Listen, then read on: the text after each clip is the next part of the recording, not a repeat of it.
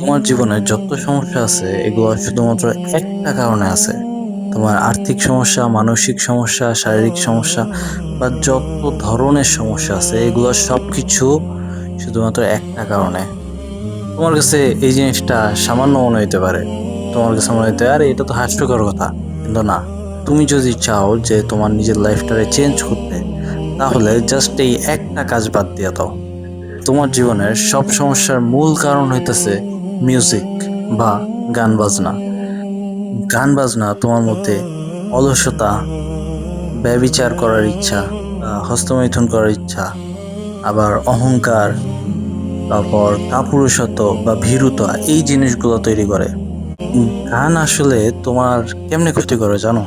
মনে করো তুমি কোনো একটা স্যাড সং শুনতেছো, কোনো একটা কষ্টের গান শুনতেছো, তো তোমার মুড ভালো ছিল, কিন্তু যখনই তুমি কষ্টের গানটা শুনতেছো, মনের কোনো এক কোণা থেকে কোনো একটা কষ্টের মুহূর্ত সে অটোমেটিক তোমার সামনে এনে দিতেছে। তখন কি হইতাছে যে তোমার ইচ্ছা করতেছে যে একটা বিড়ি ধরাই, একটু গাঞ্জা খাই বা একটু মদ খাই, এরকম।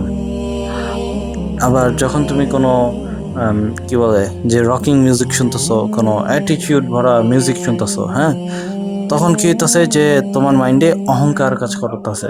তোমারে তোমার মনে মনে একটা লালসা কাজ করতেছে অহংকারের, হ্যাঁ। তো এভাবে আসলে মিউজিক তোমাকে অনেক দিক দিয়ে ক্ষতিগ্রস্ত করতেছে, আর তুমি এটা বুঝতেও পারতেছো না। তুমি একবার ট্রাই করে দেখো যে সকাল সকাল ঘুম থেকে ওঠার পর তুমি মনে করো কোরআন তেলাওয়াত শুনলা কানে হেডফোন লাগায়া, কোরআন তেলাওয়াত কিছুক্ষণ শোনার পর তুমি কোনো একটা মিউজিক ভিডিও শুনলা বা গান দেখলা, হ্যাঁ। তারপরে আবার তুমি কোরআন তেলাওয়াত শোনা শুরু করো, তোমার কাছে এই জিনিসটা বিরক্ত লাগবে। তোমার কাছে ইচ্ছা করবো যে কোরআন তেলাওয়াত শুনতে না, তোমার কাছে এই জিনিসটা একেবারেই কোরআন তেলাওয়াতটা বিরক্ত লাগবে। গান বাজনা হইতাছে মনের বা আহ, অন্তরের মদ। যদি কেউ মদ পান করে তো সে শারীরিকভাবে মাতাল হয়ে যায়, হ্যাঁ। তো গান বাজনা হইতাছে মদ, মনের মদ।